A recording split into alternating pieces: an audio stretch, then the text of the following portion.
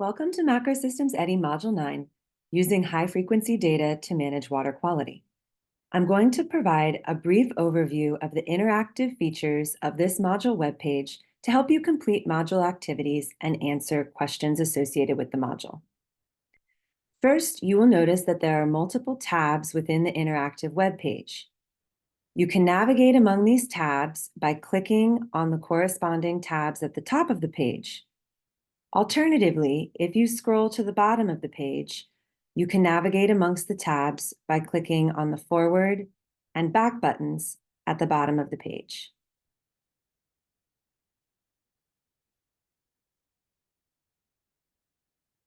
One of the first tasks you will be asked to complete as part of the module activities is to select a focal reservoir to work with for the module. You can do this by clicking on the name of the reservoir you wish to work with in the table on the left. When the reservoir is selected, a red flag icon will appear on the map, and a photo of the reservoir will appear on the right. Once you have selected your reservoir, you may access the Canvas quiz that has the corresponding questions for your reservoir. To do this, return to your Canvas webpage and select the questions that correspond to the reservoir you have chosen. I have selected Falling Creek Reservoir, so I will click on the Falling Creek Reservoir module questions. I can enter the quiz, and as I am presented with questions throughout the app, I will answer the questions in my Canvas quiz.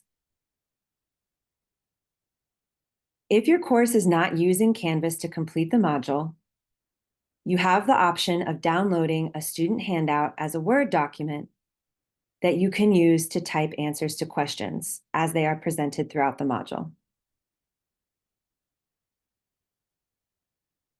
As you work through module activities, you will find there are interactive slide decks with information to help you complete activities and answer questions. You can navigate among the slides in the slide decks by clicking on the left and right arrows on either side of the slides.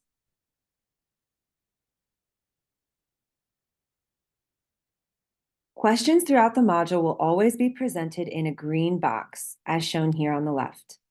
Again, answers to questions should either be answered in your Canvas quiz or typed into the Word document you have downloaded, depending on how your course is administering the module. I will now demonstrate some of the interactive plotting features associated with the interactive web page. If you are asked to plot data from your reservoir, you can do so by clicking the Plot Data button. When you do, an interactive plot will appear on the module webpage. If you scroll into the plotting window, you will see that a number of tool icons appear at the top right of the plotting window. By default, there are two tools that are already selected. The first is the Zoom tool. This means that if you click and drag an area on the plot window will automatically zoom to the window that you have selected.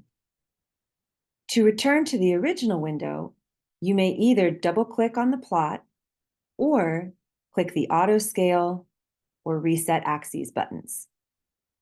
The other tool which is selected by default is the Show Closest Data on Hover tool.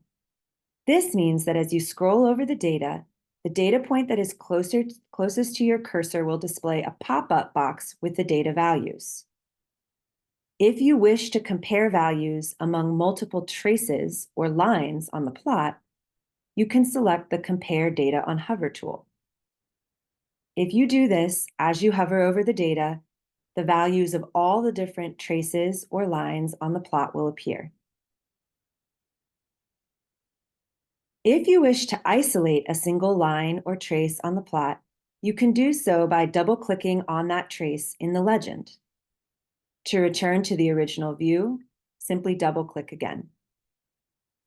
Additional tools include the ability to pan, which means that rather than zooming, clicking and dragging will move the plot. Tools to zoom in and out, and an option to download the plot as a PNG file to your computer. If you need a reminder of any of the interactive features associated with the module, You can receive a reminder by clicking on the Help button in the top right corner of the module webpage, and this will take you through a series of steps that revisit the key interactive features associated with the module. When you finish the module, be sure to submit your Canvas quiz to your instructor for grading or submit your Word document to your instructor. Thank you so much for participating in Macrosystems EDI Module 9.